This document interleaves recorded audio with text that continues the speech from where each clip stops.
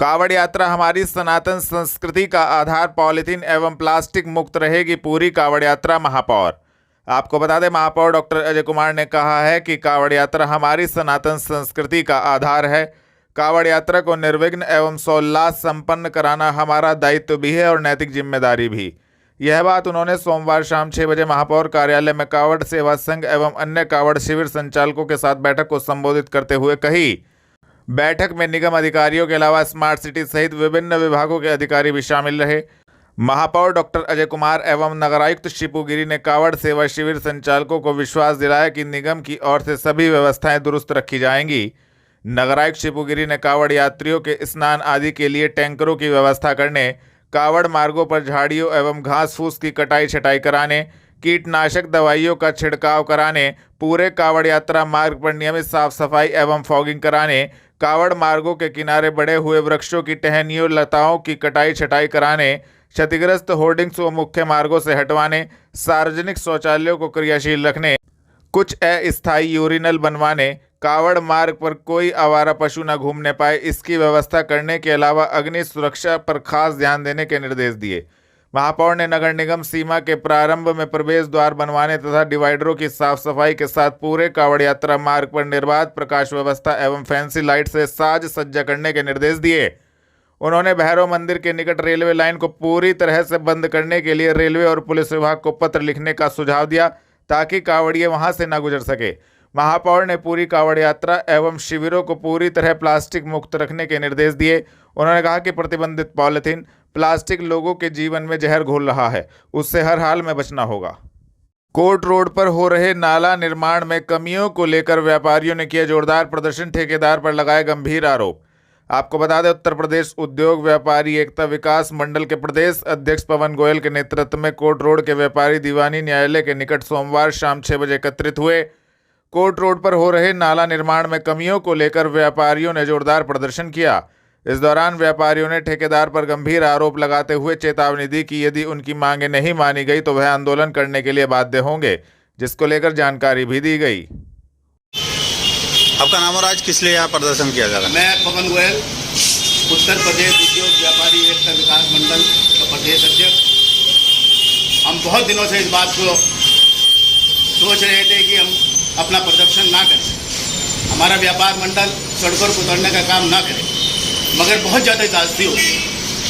आज जास्ती क्यों हुई कि यहाँ जो कोर्ट रोड पर ये नाला जिसकी आपने भी वीडियो बनाई है, इसका बनने का काम पिछले 1 महीने से होने का काम हो रहा है। मेरे व्यापारी तन मन धन से यहाँ के ठेकेदार की सहायता करने पर लगे हुए हैं, मगर वो अपना उल्लू सीधा कर रहा है।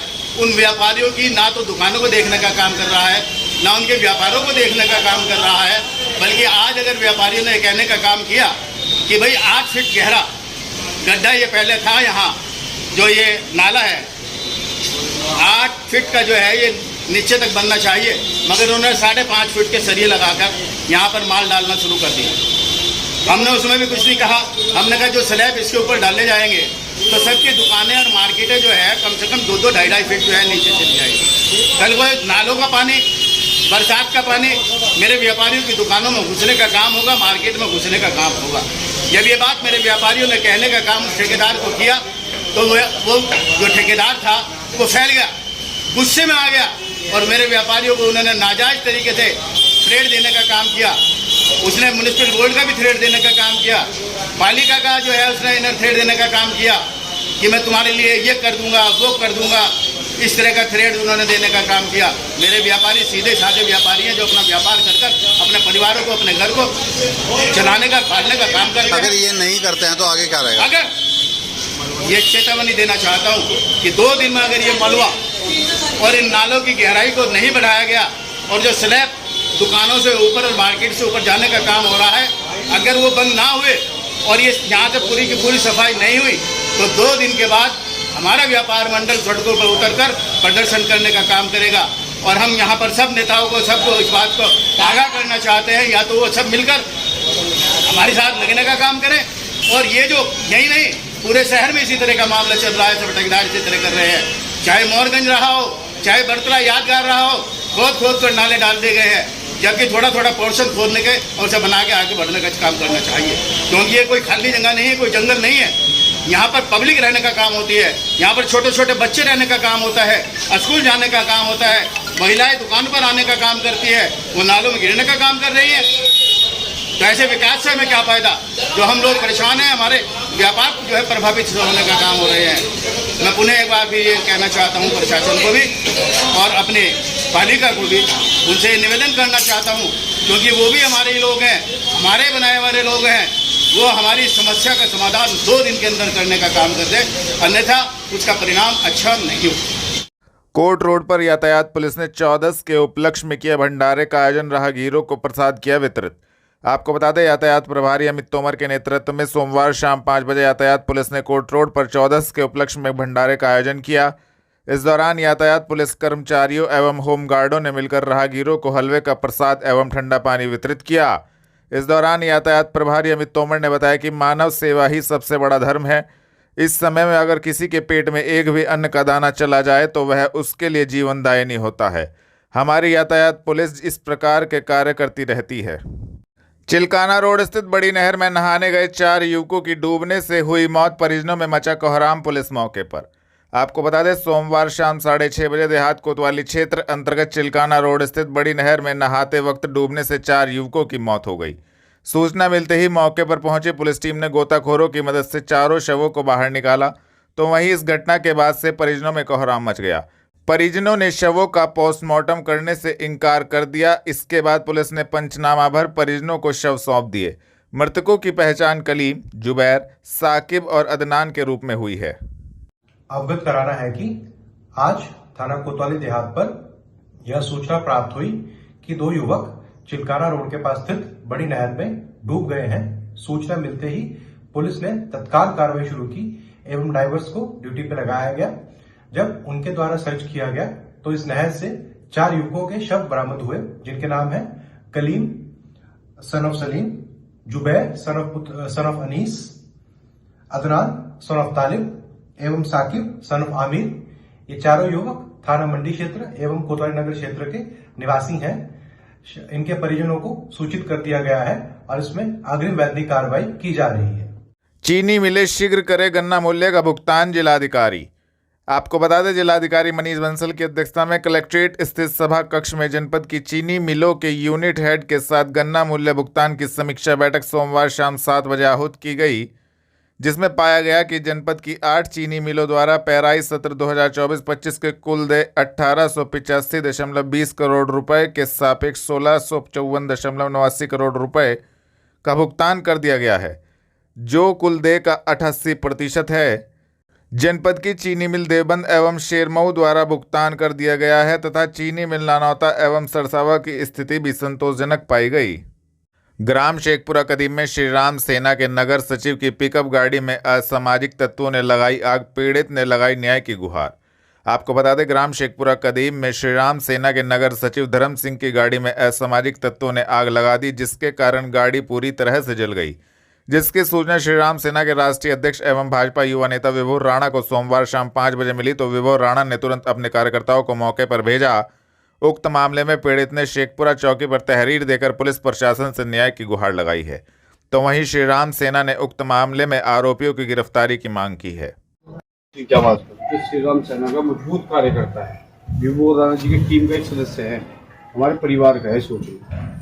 और भाई के साथ आपस में कुछ पहला झगड़ा चल रहा था, वो अलग विषय है, परिवार में क्या चल रहा क्या नहीं चल रहा। मगर भाई की गाड़ी जिस तरीके से रात जलाई गई, इसके पीछे किसकी द्वेष भावना है, क्या नफरतबाजी है, ये शासन प्रशासन देख रहे हैं। और धर्म सिंह भाई, हम आपको आश्वासन कर रहे हैं, बात जब तक यहाँ है जब तक तो ठीक है, जब फिर से ऊपर हो जाए ना, फिर कानून है देश में, आप अपना आपको अकेला मत सोचो। विभोर राणा जी ने तुरंत फोन किया और उन्होंने कहा कि धर्म सिंह के पास जाओ और उन्हें बताओ कि पूरा श्री राम परिवार, सेना परिवार, हमारी योगी जैन जी भी तुम्हारे साथ है, गुलशन जी और अकरम जी और सम्मानित सभी कार्यकर्ता आपके पास पहुंच रहे, तन मन धन हर तरह के साथ खड़े।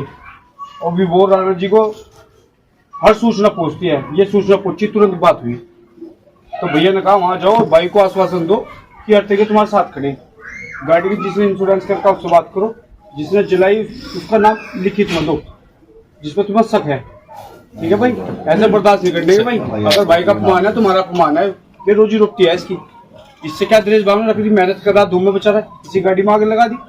एक अल्लाह नहीं रहा, शेखपुर में हजारों कार्यकर्ता धर्म सिंह साथ जुड़े हुए हैं। जय श्री राम। अर्पित विहार में हिंदू जागरण मंच के द्वारा हिंदू साम्राज्य दिवस को लेकर कार्यक्रम किया गया आयोजित। आपको बता दें, सोमवार शाम 5:30 बजे अर्पित विहार में हिंदू जागरण मंच के द्वारा हिंदू साम्राज्य दिवस को लेकर कार्यक्रम आयोजित किया गया। इस अवसर पर प्रांत अध्यक्ष ठाकुर सूर्यकांत सिंह ने कहा कि हिंदू साम्राज्य दिवस हिंदू समाज का एक ऐसा दिन है जिस दिन हर हिंदू को गर्व की अनुभूति होती है। इस दिन छत्रपति शिवाजी ने भारत भूमि को हिंदवी स्वराज घोषित किया था। इस अवसर पर जिला एवं महानगर के कार्यकर्ता उपस्थित रहे। प्रांत अध्यक्ष हिंदू जागरण मंच आज क्या कार्यक्रम है?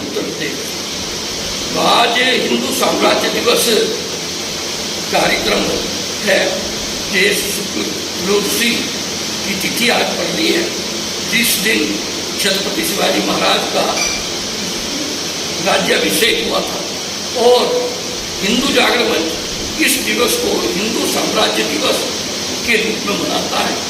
आज उसी निमित्त अपने सब कार्यकर्ता बंधु यहाँ एकत्रित होकर के जिला महानगर के इस पर्व को मना रहे हैं। और इस पर्व पर हम संकल्प लेते हैं कि हिंदू राष्ट्र को जब तक नहीं बन पाएगा तब तक हिंदू जागरण इसी प्रकार संघर्ष करता रहेगा, समाज को उनको प्रेरित करता रहेगा कि भारत राष्ट्र को हिंदू राष्ट्र बनाया जाए। और हिंदू साम्राज्य की अवधारणा जो छत्रपति शिवाजी महाराज ने दी, उस अवधारणा को मूल रूप से समाज के समक्ष प्रस्तुत किया जाता है। छत्रपति शिवाजी ने देश में एक नई क्रांति, एक नई नीति और एक नया प्रकार का राज्य की व्यवस्था का प्रादुर्भाव किया। और उस व्यवस्था के कारण आज देश में जो एक नया संचार खड़ा हुआ है कि जिस प्रकार से उत्तर प्रदेश में अपराधियों के विरुद्ध कार्रवाई होती है, देश में जो मेक इन इंडिया का कॉन्सेप्ट चला है, ये सब छत्रपति शिवाजी के हिंदू साम्राज्य हिंदवी साम्राज्य का ही कल्पना थी। और आज इसको हम पूरा होता हुआ देखते हुए बहुत प्रसन्न भी होता है, प्रसन्नता भी। कोर्ट रोड स्थित कार्यालय पर अंतर्राष्ट्रीय खिलाड़ी ने इंडियन बॉडी बिल्डर फेडरेशन संस्था पर लगाए गंभीर आरोप। आपको बता दें, सोमवार शाम 7 बजे अंतर्राष्ट्रीय खिलाड़ी गौरव कपिल के द्वारा कोर्ट रोड स्थित कार्यालय पर एक प्रेस वार्ता आयोजित की गई। गौरव कपिल ने इंडियन बॉडी बिल्डर फेडरेशन संस्था को फर्जी बताते हुए उक्त संस्था पर कड़ी कार्रवाई की मांग की है। गौरव कपिल का कहना था कि इस संस्था ने धोखाधड़ी कर प्रतियोगिता आयोजित कर फर्जी सर्टिफिकेट जारी किए हैं। लगातार मेरे द्वारा इस संस्था के खिलाफ आवाज उठाने का कार्य किया जा रहा है। का नाम? मेरा नाम गौरव कपिल है, मैं अंतर्राष्ट्रीय खिलाड़ी हूँ। हमारे द्वारा लगातार एक जागरूकता स्वरूप बताया जा रहा है कि देश के अंदर एक संस्था IBBF Indian body builders federation जो मुंबई से संचालित होती है के द्वारा खिलाड़ियों को गुमराह किया जा रहा है, आम जनमानस को गुमराह किया जा रहा है। उनके द्वारा खेल जगत के अंदर एक बड़ा फर्जीवाड़ा किया जा रहा है, जिससे संबंधित एक बड़ी सफलता अभी प्राप्त हुई है, जिसके अंदर IBBF के तत्कालीन सचिव किरण सेठ और अध्यक्ष तत्कालीन TV पॉली के विरुद्ध central bureau of investigation CBI के द्वारा FIR दर्ज कराई गई है, जिसके अंदर क्रिमिनल कॉन्स्पिरेसी और चीटिंग की गंभीर धाराओं में केस दर्ज कराया गया है, जिसमें स्पष्ट लिखा गया है कि आपके द्वारा अनाधिकृत रूप से जो है सरकार के नाम का दुरुपयोग कर गुमराह किया गया है और उसके अंदर फर्जी सर्टिफिकेट आप लोगों के द्वारा जारी किए गए हैं, जिनका प्रयोग भर्तियों में सरकारी भर्तियों में किया गया है। इसी विषय के से संबंधित लगातार हमारे द्वारा आवाज़ उठाई जा रही थी, तो उसके लिए मैं बधाई दूंगा अपनी केंद्रीय जांच ब्यूरो को कि उन्होंने इस चीज़ का संज्ञान लिया और इसके ऊपर कार्रवाई की।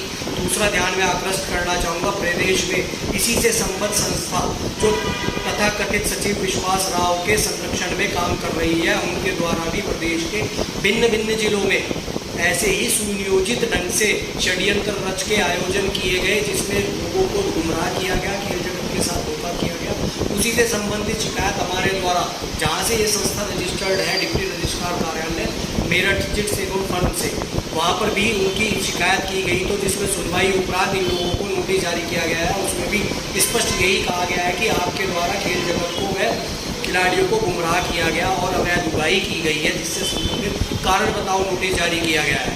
इसी से संबंध Uttar Pradesh body building and fitness association से ही संबंध, UPBBF के संबंध जो जिले की कार्यकारिणी है, अभी पता चला है कि उसके द्वारा भी फर्जी शपथ पत्र डिप्टी सहायक रजिस्ट्रार कार्यालय सहारनपुर में जमा किए गए हैं, जिससे संबंधित नोटिस जिले की कार्यकारिणी को भेज दिए गए हैं।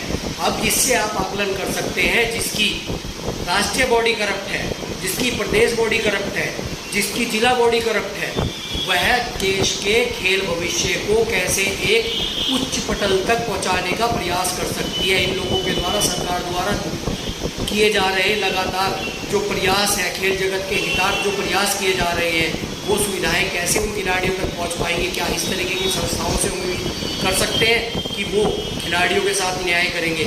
इसीलिए हम प्रदेश सरकार से UP body building and fitness association, जो कि एक ही पत्रावली संख्या के ऊपर 2 कार्य समिति प्रदेश के अंदर कार्य कर रही है, के खिलाफ कठोर से कठोर कार्रवाई की मांग करते हैं। और जिले में जो सहायक रजिस्ट्रार कार्यालय के में फर्जी शपथ पत्र से संबंधित शिकायत गई है, उस पर कठोर कार्रवाई करने की और FIR दर्ज कराने की हम मांग करते हैं। यही अपील करते हैं कि प्रदेश सरकार वह सुरक्षित माहौल खिलाड़ियों को, खेल जगत को उज्ज्वल करने हेतु इसको पर कार्रवाई करने का प्रयास करें। अच्छा, ऐसे कितने लोग हैं जिन्होंने इस फर्जी तरीके से नौकरी ली है और किस तरीके के सर्टिफिकेट इन्होंने फर्जी लगाए हैं?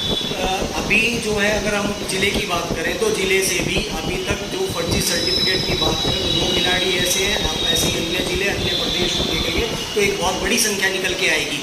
दूसरी बात बड़ी गंभीर इसके अंदर ये है कि जिस संस्था का जन्म 2010 में हुआ, 2012 में उसे जो है मिनिस्ट्री ऑफ यूथ अफेयर्स से मान्यता दे दी जाती है, मानक ना पूरे होने में। तो ये अपने आप में जांच का विषय है। इसकी भी जांच होनी चाहिए कि ऐसे क्या कारण थे कि मानक ना पूरे होते हुए इस संस्था को मान्यता दे दी जाती है, जिसके परिणाम आज हमारे सामने निकल के आ रहे हैं कि ये संस्था फर्जी संस्था है। क्योंकि इनके द्वारा माननीय प्रधानमंत्री जी के कार्यालय से भी इनके ऊपर एक FIR दर्ज हुई थी, जिसमें माननीय प्रधानमंत्री जी के लेटर को इन्होंने फर्जी तरीके से बनाकर एक बधाई संदेश को प्रकाशित और उसको मीडिया माध्यम से सब जगह फैलाया था, जिसमें FIR दर्ज हुई थी और संस्था के IBBF के पदाधिकारियों को जेल जाना पड़ा। तो हम अपने आप समझ सकते हैं कि जिनकी छवि आपराधिक है, जिनके कृत्य ही आपराधिक हैं, तो वो कैसे एक स्वस्थ माहौल देश के खिलाड़ियों को दे सकते हैं।